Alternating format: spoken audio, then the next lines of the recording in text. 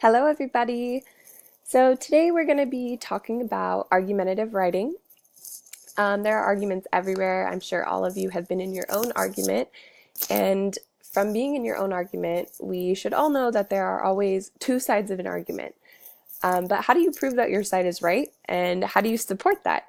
That's what we're going to be talking about today, but in writing, not so much in verbal arguments. So here's a little bit about what we're going to go over. We're going to go over some key terms, the structure of argumentative writing, and just dive into those a little bit so you get a clear understanding before we start our actual writing. So a few of the key terms we're going to go over today are claims, evidence, credible sources, and the counter argument. So let's go ahead and start with a claim. So according to the dictionary, a claim is an assertion of the truth of something, typically one that's disputed or in doubt. So in order to have an argument, you need to choose something that is debatable, opinionated, or able to dispute. For example, there's a bunch of these controversies like the death penalty, gun control, whether or not you should be able to have your cell phone on campus. These are all arguments that would be great for an argumentative writing because claims are essentially just you taking your side on an argument. So if you decide that you think cell phones should be allowed on campus, your claim would be the use of cell phones on school campuses should be allowed. And then your essay would follow as you line that up and you basically give us your best case about why cell phones should be allowed on campus. So some examples for claims, I've written out 4 here. So you can make claims about fact or definition.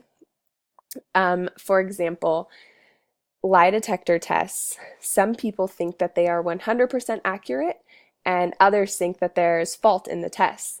So if you wanted to make a claim about that, you would choose whether or not you think it's 100% true or there's a little bit of fault, and that would be your claim, and you would pull your essay together the whole way through arguing for your one side. Another claim you could make is about a cause and effect.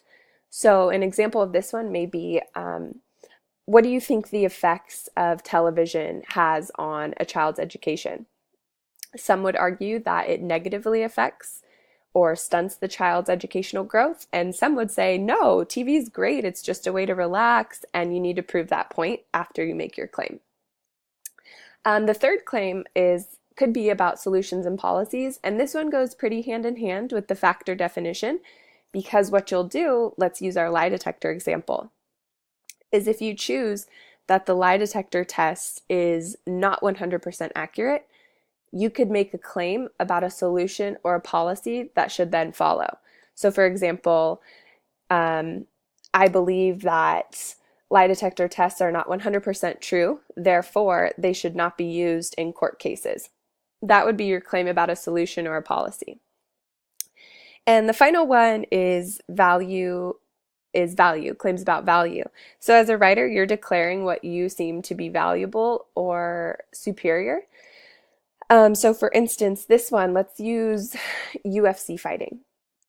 Some people think UFC fighting is too rough, it's too gory, there's too much blood, people are knocking out everywhere, and it's very dehumanizing. But on the other hand, some people view UFC to be the best sport because they're so skilled in martial arts, it's so much self-discipline, it's so much hard work. And so you as a writer are going to need to decide, do you value UFC as a sport or do you not because you think it's too rough and dehumanizing? So that is taking your personal opinion and what you value and putting it into an essay. Okay, so let's keep moving on to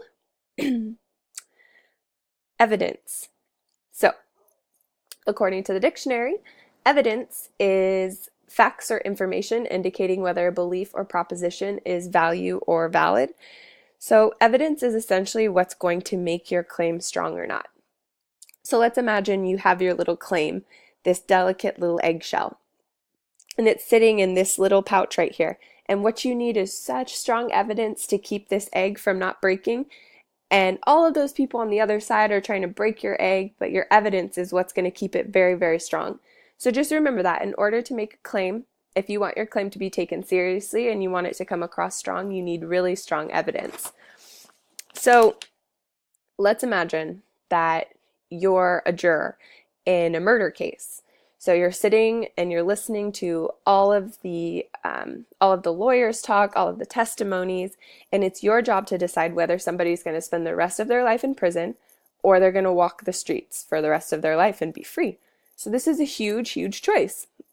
You're determining the fate of somebody's life. And what do you use to determine that? It would be evidence. You don't just look at a person and say, yeah, I think you look like a murderer. I'm going to send you to prison for the rest of your life.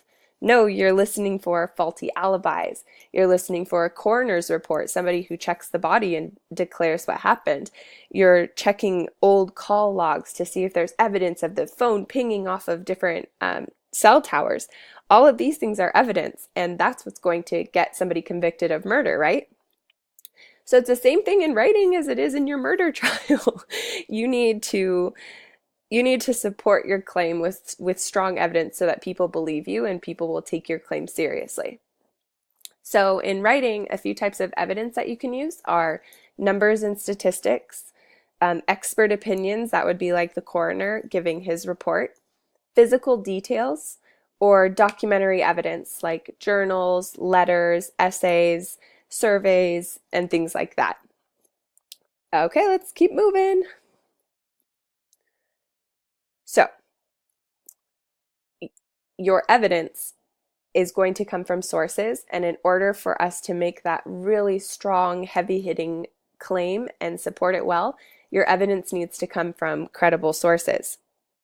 So it's easy to go online and the internet is huge. You can stumble across biased opinions, you can stumble across fake news, and you can stumble across clickbait websites. And sometimes the stats that they're posting online seem so good, they're perfect for your essay, but if they don't come from a credible source, you might as well just toss them out because they're not credible, they may be wrong, they may be skewing the way your paper comes off.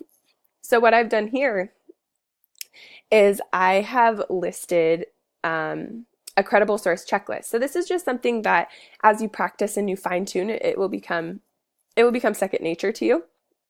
But in our first writing assignments, we'll go over this together. But here's a few things that you should check. One, is the author of the source an expert? Number two, is the information up to date? Depending on the assignment, the date range is super important. So if we were doing that lie detector example and you found record of lie detector tests being faulty in the 70s, that's not going to help your argument today because the 70s is almost 40 years ago, so that information is not up to date. Does that make sense? You want things to be as up to date as possible because that's the most relevant, new, fresh news and statistics. Number three, is the purpose of the source to inform and not to sell? Number four, are there many facts and details rather than opinions? So somebody else's opinions are not evidence. So this can be known when you stumble across maybe somebody's personal blog or personal online journals. Those don't count as evidence because those are just somebody else's claims and opinions. You could take the evidence they use if they have cited their source, but as far as just their opinion goes, that's not enough for evidence. And the final one, which I think is really important and an easy way to tell, is does the domain end with one of the following, .edu, .gov, .org? So most of the websites we encounter are typically .com, and this is not to say that .com websites don't offer credible sources, but some of them, it's an open internet. People can make their own websites and they can post their own things. But these three, the edu, gov, and org, those are more secure and those are great places to get sources from. All right, let's move on to the counter argument. So what are some other words for counter argument according to our pigeons? Objection, disapproval, opposition, exception, protest, and all of those things. So in order to make your claim or your argument soundproof, you're going to have to address the opposing view. Um, let's say you post your argument online. You want as many people to read it as possible because the point of one of these essays is to prove your point and hopefully to persuade people to, start thinking how you see it because of the evidence you've provided. So you want as many people to read your papers as possible. And sometimes this can be hard to get people with opposing views to want to flip through your paper when you're arguing against something that they really believe in. So you must address their big points and disprove them with your own evidence. So an example of this, or how you could write it, let's go back to our lie detectors, is one could argue that lie detector tests are 100% accurate and should be used in court. However, and then you prove why that's not true with your evidence. Does that make sense? You're going to give respect to their opinions and their arguments, and then you're going to kindly and politely disprove what they have to say.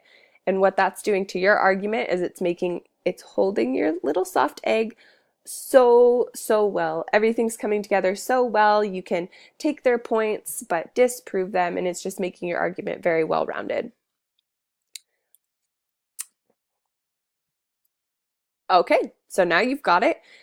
You got everything you need, so now I expect all of you to go out and write beautiful argumentative essays, get up on that debate team, argue your points, address the counter arguments, and write some beautiful papers. You think that was enough? You got it? Okay, well, just in case, let's do one quick little review.